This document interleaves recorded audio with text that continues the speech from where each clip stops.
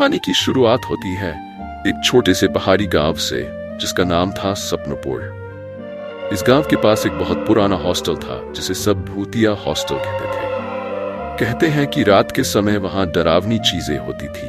लोग कहते थे कि उस हॉस्टल में भूत रहते हैं और जो भी रात में वहां जाता है वो कभी वापस नहीं आता।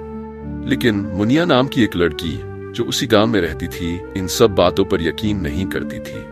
मुनिया एक बहादुर और चंचल लड़की थी।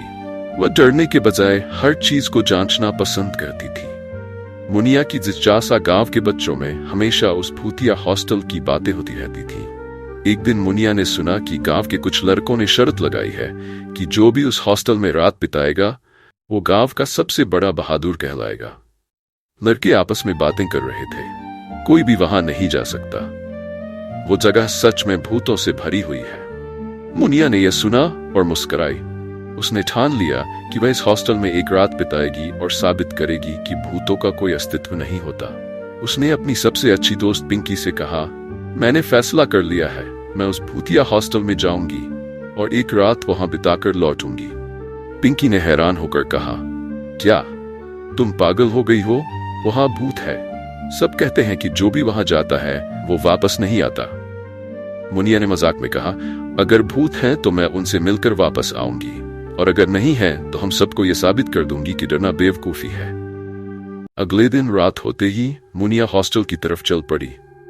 पिंकी भी उसके साथ जाना चाहती थी लेकिन मुनिया ने उसे मना कर दिया।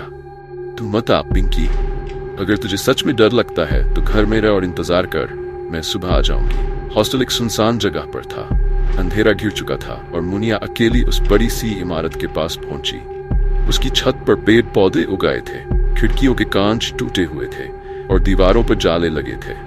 इमारत सच में डरावनी लग रही थी। लेकिन मुनिया ने मन ही मन सोचा, डरने से कुछ नहीं होगा, बस एक रात की तो बात है। उसने दरवाजा खोला जो एक जोरदार आवाज के साथ खुला। अंदर घना अंधेरा था, बस चांद की रोशनी में हल्की हल्की चीजें दिख रही थी। मुनिया सीढ़ियों से ऊपर चली गई और एक कमरे में घुस गई। कमरा बड़ा था लेकिन खाली। उसने सोचा, यहीं पर बैठती हूँ और देखती हूँ कि क्या सच में कुछ होता है या नहीं। मुनिया ने घड़ी देखी। रात के 8 बजे थे। अचानक एक ठंडी हवा का झोंका आया और खिड़की से एक हल्की हल्की सीटी जैसी आवाज आ रही थी। मुनिया ने सोचा, अरे ये तो हवा की आवाज है, भूत वूत कुछ नहीं। वह फिर से आराम से बैठ गई लेकिन तभी उसे लगा कि कोई उसके पीछे खड़ा है। उसने मुड़कर देखा, कोई नहीं था।